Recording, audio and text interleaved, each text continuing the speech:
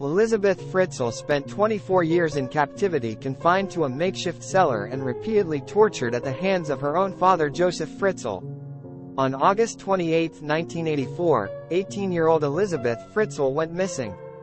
Her mother Rosemarie hastily filed a missing persons report, frantic over the whereabouts of her daughter. For weeks there was no word from Elisabeth, and her parents were left to assume the worst. Then out of nowhere a letter arrived from Elisabeth, claiming she had grown tired of her family life and run away.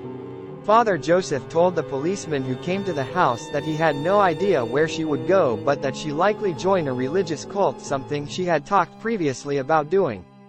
But the truth was that Josef Fritzl knew exactly where his daughter was. She was about 20 feet below where the police officer was standing. On August 28, 1984, Josef called his daughter into the basement of the family's home. He was refitting a door to the newly renovated cellar and needed help carrying it. As Elisabeth held the door, Josef fixed it into place. As soon as it was on the hinges, he swung it open, forcing Elisabeth inside and knocking her unconscious with an ether-soaked towel.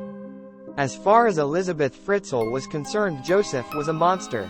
At the minimum, he would visit her in the basement 3 times a week. Usually it was every day. For the first 2 years he left her alone, keeping her captive. Then he began to rape her, continuing the nightly visits he had begun when she was just 11 years old.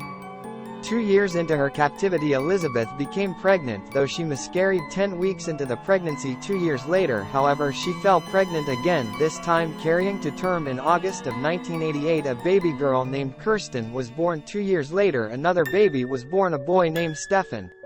Over the next 24 years, Elisabeth Fritzl would give birth to 5 more children. 1 more was allowed to remain in the basement with her. 1 died shortly after birth, and the other 3 were taken upstairs to live with Rosemarie and Josef. In order to conceal what he was doing from Rosemarie, he staged elaborate discoveries of the children, often involving placing them on bushes near the home or on the doorstep. Each time the child would be swaddled neatly and accompanied with a note allegedly written by Elisabeth, claiming that she couldn't take care of the baby and was leaving it with her parents for safekeeping.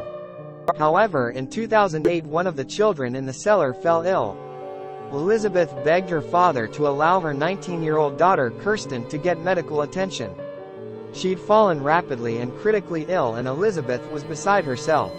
Grudgingly, Josef agreed to take her to a hospital. He removed Kirsten from the cellar and called an ambulance, claiming that he had a note from Kirsten's mother explaining her condition. For a week, police questioned Kirsten and asked the public for any information on her family. Naturally, no one came forward, as there was no family to speak of. The police eventually grew suspicious of Josef and reopened the investigation into Elisabeth Fritzl's disappearance. They began to read the letters that Elisabeth had supposedly been leaving for the Fritzls and began to see inconsistencies in them.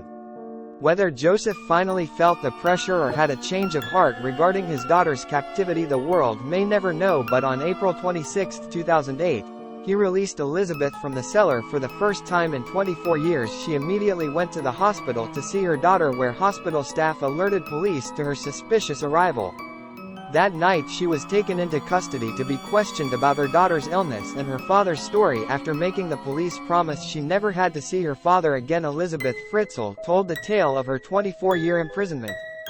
She explained that her father kept her in a basement and that she bore 7 children. She explained that Josef was the father of all 7 of them, and that Josef Fritzl would come down during the night, make her watch pornographic films, and then rape her. She explained that he'd been abusing her ever since she was 11.